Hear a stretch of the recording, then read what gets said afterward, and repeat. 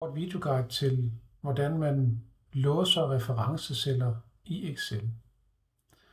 Vi tager udgangspunkt i et eksempel her med en opgave, hvor vi har forskellige søer i Danmark og deres tilhørende areal i hektar. Vi har beregnet det samlede areal hernede, og nu vil vi finde søernes areal i procent.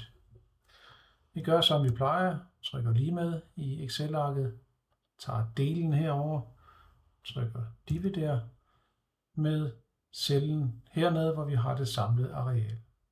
Så det er altså celle D6 divideret med celle E24.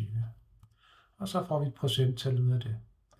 For nu at kunne lave autoudfyld, så skal vi altså låse vores referencecelle. Og det er altså det samlede areal hernede, celle E24.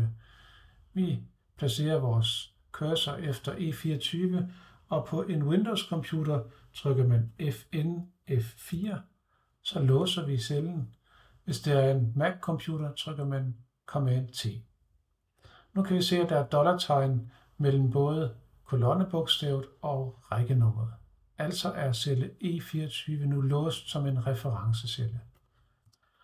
Nu kan vi markere cellen, gå ned i højre hjørne og lave autoudfyld.